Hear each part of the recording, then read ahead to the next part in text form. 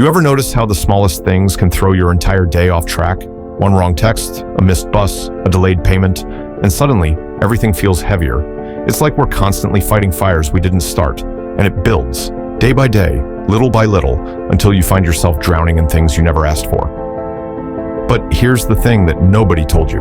Not everything is meant to be controlled, and not everything deserves your energy. I used to think that life would finally feel peaceful once everything around me calmed down. I thought, once my job stabilized, once people stopped letting me down, once the world got its act together, then I'd finally feel in control. But that moment never came. It never came because I was trying to fix things I didn't own, trying to manage chaos that wasn't mine, and I kept wondering why I felt so burned out, so defeated. Until one day, I had this realization. What if the problem wasn't the chaos?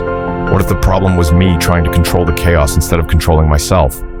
It was a conversation with a man I barely knew. We were sitting at a bus stop. Random, I know.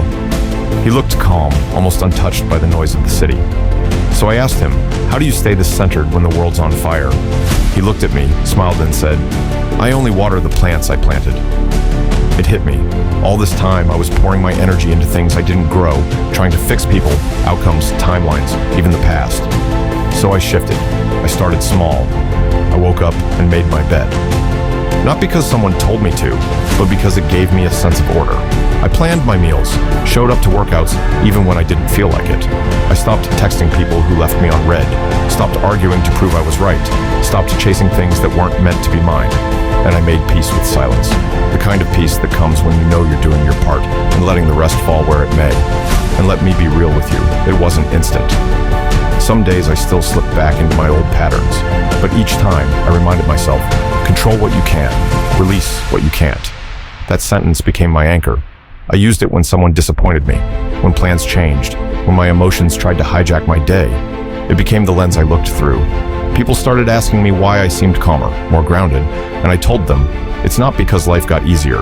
It's because I stopped trying to micromanage everything. I stopped needing closure for every wound. I stopped needing validation from people who never really saw me.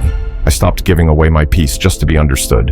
And now, maybe that's what you need too. Not a new routine, not another 10-step program to master your life. Just one mindset shift, just one decision. That from today, you stop giving away your control to things outside you. Because the moment you start living from that place, from your center, everything begins to shift.